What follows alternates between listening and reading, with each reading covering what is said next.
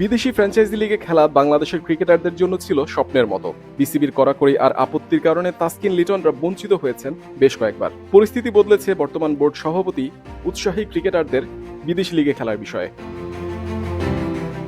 BCB সভাপতি ফারুক আহমেদ ক্রিকেটারদের PSL IPL এ খেলতে সুযোগ করে দিতে চান। সেক্ষেত্রে নাহিদ, লিটন, রিশাদের এনওসি পেতে সমস্যা হবে না। রিশাদকে যেহেতু টেস্টে বিবেচনা করা হয় না, তাই পিএসএল এর পুরো আসরের জন্য এনওসি দেবে বিসিবি।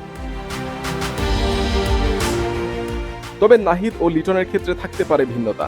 জিম্বাবুয়ের বিপক্ষে 1 অথবা 2 টেস্টেই খেলতে হতে পারে দুজনের। কম সময়ের জন্য হলেও পরবর্তীতে পিএসএল এ নাহিদ, লিটনকে খেলার সুযোগ করে দিতে চায় বোর্ড।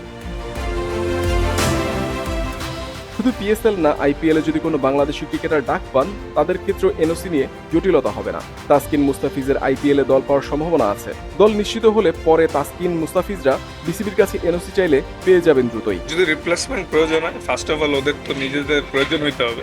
যদি প্রয়োজন হয় তখন আল্লাহর রহমতে যদি ফিট থাকি, সেক্ষেত্রে এনওসি চাওয়ার বিষয়টা। আর এনওসি কথা হয়েছে বোর্ডের সাথে, যদি আমরা কেউ পিক হই সেক্ষেত্রে এই বছরে এনওসিতে প্রবলেম হওয়ার কথা না। ক্রিকেটারদের বিদেশি লিগে খেলার সুযোগ দিয়ে অভিজ্ঞতা বাড়াতে চায় বিসিবি, যাতে জাতীয় দলের পারফরম্যান্সে উন্নতি আসে।